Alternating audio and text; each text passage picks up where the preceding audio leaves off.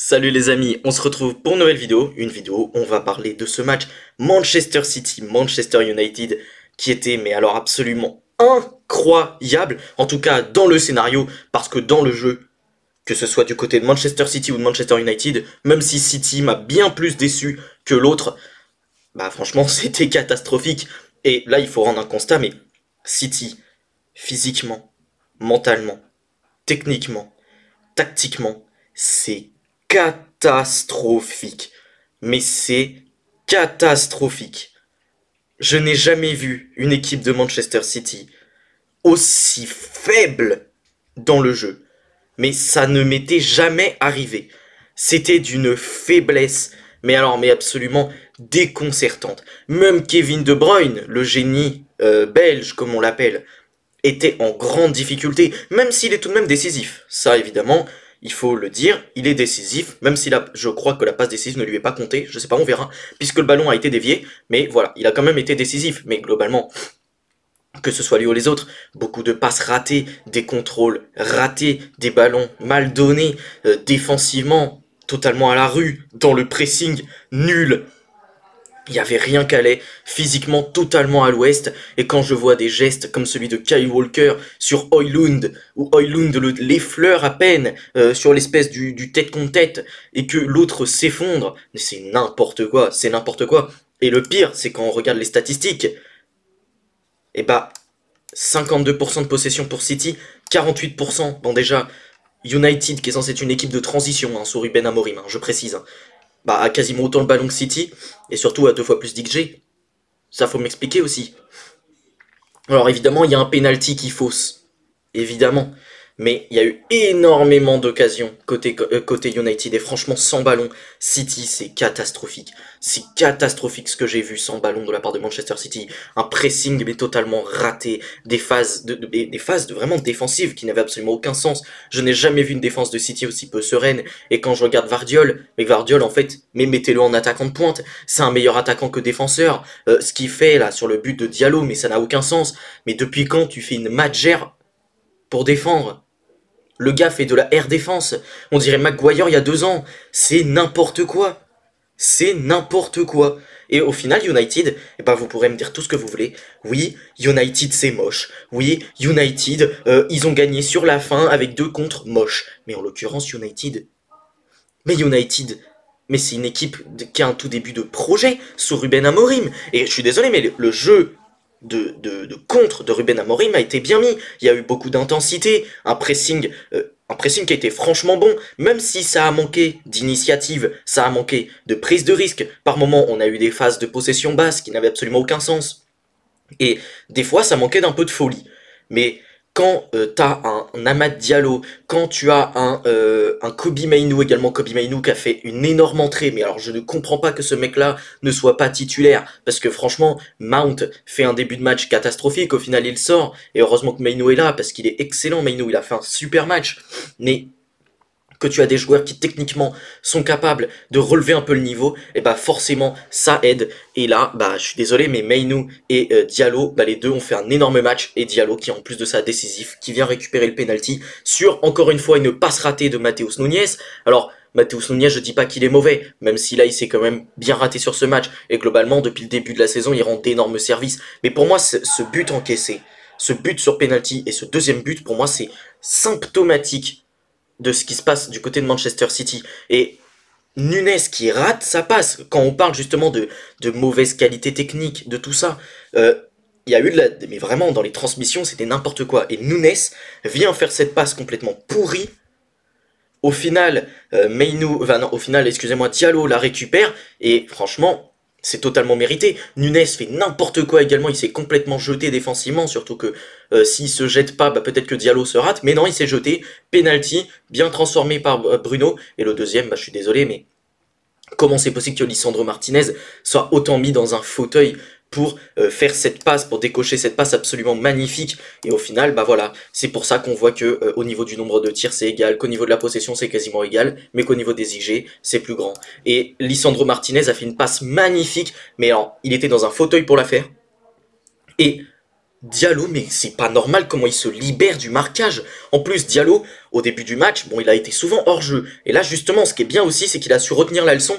Il a fait une course un peu circulaire. Il est passé à l'intérieur. Il a récupéré le ballon. Tout le monde s'est fait avoir. Donc voilà, franchement, bravo à lui pour ce match excellent. Et pour le coup, bravo à la défense de United qui a su bien tenir. Ils ont pris ce but, enfin un truc contré, c'est un peu bête. Surtout que pour le coup, Diallo est peut-être un petit peu fautif parce qu'il met pas le pied sur ce centre de De Bruyne, mais au final, c'est très bien. Il s'est bien repris et il est homme du match et franchement excellent match. Et United, franchement, ce début de projet commence à m'intéresser de plus en plus. J'ai vu également un Ugarte au milieu de terrain que j'ai trouvé plutôt pas mal. Dans le pressing, défensivement, il a été plutôt intéressant. C'est toujours pas un grand regista, ça c'est sûr. En termes de qualité technique, c'est toujours un peu compliqué, mais pour agresser et pour être bon défensivement, ça a été vraiment bon ce soir son match, mais également les latéraux qui ont fait des matchs franchement qu'on fait à chaque fois en match bien, donc franchement c'était pas mal. Si on regarde un petit peu les statistiques, bon bah on voit déjà au niveau des tirs cadrés 3 à 3, bon bah ça a été très faible des deux côtés dans ce domaine, mais bon, United a été plus a juste été plus réaliste au niveau des grandes chances. Bah il y a zéro grande chance du côté de City. Voilà, la stat est catastrophique. Zéro grande chance. Bon, ok.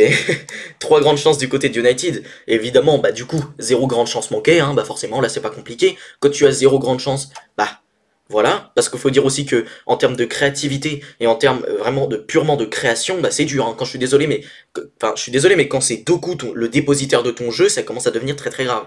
Parce que c'est peut-être l'un des rares qui n'a pas sombré ce soir. Et voilà, au niveau des passes réussies, bon bah finalement c'est plutôt égal. Donc voilà, United a globalement fait une bonne rencontre dans ce domaine. Et au niveau des compositions, bon bah on a Amad Diallo qui a fait un énorme match, un Mount qui est sorti rapidement, et franchement bah voilà, il m'avait pas plus marqué que ça. Yoro qui est revenu, donc ça fait plaisir, et un Kobe Mainu qui, comme je l'ai dit, a fait un plutôt gros match. Et du coup on a eu un Bruno un peu plus haut sur le terrain. Diogo Dalot a pas fait un excellent match mais était plutôt solide. Mazraoui a été plutôt intéressant que ce soit offensivement comme défensivement. Amad Diallo, bon bah lui il a été juste excellent. J'essaie d'un peu de regarder ses statistiques mais normalement, enfin c'est globalement c'est énorme.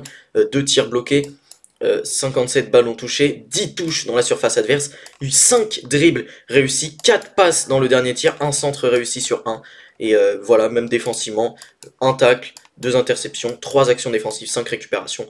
Très gros match de la part d'Amad Diallo. Højlund également, que j'ai trouvé franchement pas mal.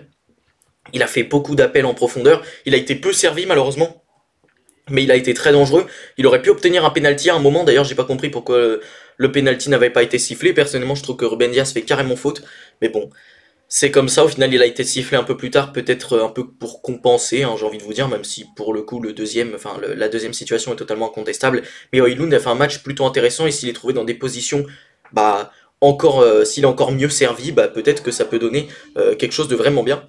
Bruno, alors lui, c'est un peu compliqué de juger son match parce il a manqué de beaucoup de qualité technique des fois, il a été très brouillon, mais en même temps il a su créer tellement d'occasions pour Manchester United, il a été à l'origine de beaucoup de très bons coups, 3 touches dans la surface adverse, 7 passes dans le dernier tiers, 2 centres réussis, 4 passes longues précises, voilà il est encore une fois très important dans le jeu. Ugarte également, bon lui on va évidemment regarder un peu plus son apport défensif, même si on est quand même sur 3 passes longues réussies, il a été assez propre ce soir, un tacle, un dégagement de la tête, 2 interceptions, 11 actions défensives et une récupération, c'est un match franchement intéressant de la part de Manuel Ugarte.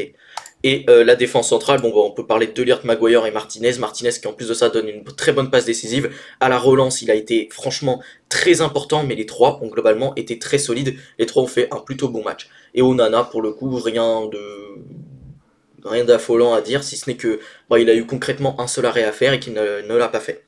Et du côté de City, bon bah Gundogan a eu une bonne note et c'est peut-être l'un des rares qui ne sombre pas également. Son match est pas terrible, hein. Défensivement c'est toujours très compliqué pour lui, mais c'est l'un des moins pires. Gvardiol également a eu une bonne note, il marque son but, évidemment ça aide un peu, mais c'est l'un des moins pires, mais en même temps il se rate complètement sur le but. Mais globalement c'est juste une grosse faillite. Haaland a été complètement transparent, Foden complètement transparent, De Bruyne, je sais pas, je saurais pas dire si c'est un bonus ou un malus pour cette équipe de City. Franchement, je suis juste particulièrement déçu et cette équipe de City me fait presque de la peine finalement, tellement c'est dur pour eux en ce moment. Et moi, en tant que fan du PSG, je suis désolé, mais j'aimerais les jouer maintenant en Ligue des Champions parce que c'est peut-être le seul moment où on peut espérer quelque chose. Sûrement qu'ils vont se relever durant le mercato d'hiver, mais là, pour le moment, c'est très compliqué et je pense que City peut déjà plus ou moins dire au revoir au titre. Bon bah les amis, j'espère que cette vidéo vous a plu. Si c'est le cas, n'hésitez pas à la liker, à la commenter. Il n'y a pas eu de vidéo pendant un bon moment, mais les gars, je vous avoue, bah je suis encore au lycée. Ça a été un peu dur la fin de période. Il me reste encore une semaine de cours. Et surtout, bon bah j'avais besoin de prendre un petit peu un petit moment pour moi. Mais évidemment, on revient très fort dès cette semaine. Donc là, vous avez ce débrief et ce soir, vous aurez ce débrief de Lille, enfin de Lyon, Paris Saint-Germain, excusez-moi. Plutôt Paris Saint-Germain-Lyon, du coup, dans ce sens-là. Mais voilà, sur ce les amis, abonnez-vous à la chaîne, c'est super important. Et surtout, salut les amis, portez-vous bien, à la prochaine. Ciao.